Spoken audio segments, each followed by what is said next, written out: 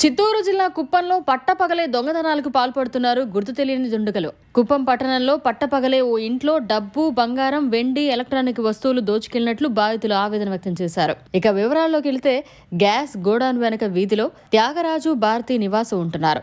ఇంట్లో ఎవరూ లేని సమయంలో గుర్తు తెలియని దొంగలు తలుపులు పగలగొట్టి బెడ్రూమ్లోని బీరువా, ట్రంక్ పెట్టెలో దాచుకున్న 120 గ్రాముల బంగారం, 70 గ్రాముల వెండి, 20,000 రూపాయల నగదుతో పాటు డెల్ ల్యాప్టాప్ ఎత్తుకెళ్లారని త్యాగరాజు స్పష్టం చేశారు.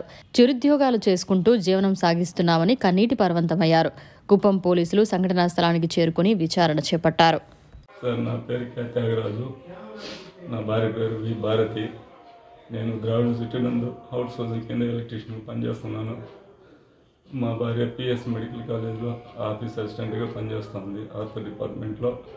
ఈరోజు నేను సెలవులో ఉన్నందువల్ల పిఎస్ మెడికల్ కాలేజీకి వెళ్ళి హెల్త్ చెకప్ చేసుకుందాం అనేసి 11:30 వరకు ఇంట్లో ఉండి 11:30 పైన నేను హాస్పిటల్కి వెళ్ళాను. హాస్పిటల్కి పోయేసి 1:30కి ఇంటి దగ్గరికి వచ్చేలోపు మెయిన్ గేట్ అంతా ఓపెన్లో ఉన్నింది. మళ్ళీ ఈడ మెయిన్ డోర్ ఓపెన్లో ఉన్నింది, మెయిన్ డోర్ గ్రిల్ ఓపెన్లో ఉన్నింది. అంతా పగలు కొట్టేసి మొత్తం టోటల్గా మాస్టర్ బెడ్రూమ్లో ఉన్న ట్రంక్ పెట్టెలో ఉన్నటువంటి అన్ని బంగారు ఆభరణాలు, చైన్లు, లక్ష్మీ కాసులు, నలుపుసులు, గాజులు, రింగులు, వెండి సామాన్లు అంతా బంగారు ఆభరణాలు మొత్తం కలిపి ఒక 120 గ్రాముల దాకా దొంగతనం జరిగింది సార్. వెండి ఒక 70 గ్రాములు పోయింది.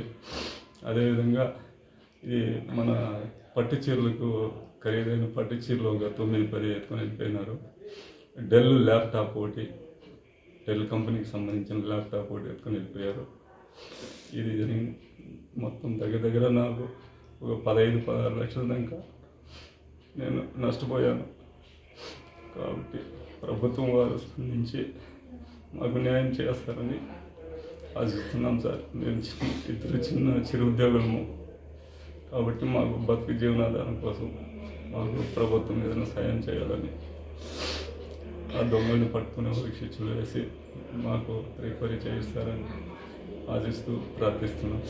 సేవలు చేసేవాళ్ళు మా కష్టార్జితంలోనే మేము చేసుకున్నాము సార్. తెల్లవారిపోతే సాయంత్రం వస్తున్నాము. దాంట్లోనే ఏదో మాకు తగినటువంటి మా బిడ్డకు కావాల్సింది మేము చేసుకోవాలని ఆశపడి చేసుకున్నాం సార్. అది అమ్మగారు ఇచ్చినటువంటి నగలు మేమేదో కొద్దిగా పెట్టుకున్నాం సార్, అంతే. ఇది కూడా ఇల్లు కూడా అప్పు చేసే కట్టుకున్నాం సార్, లోన్ తీసే కట్టుకున్నాము. ఇంత పెద్ద ఇల్లు ఉంది నేనేం లేదు. దీని మీద 15 లక్షల దాకా అప్పు ఉంది సార్ మాకు. ఆ టైంలో ఈ విధంగా జరిగితే మేము ఏ విధంగా కోరుకోగలుగుతాం సార్?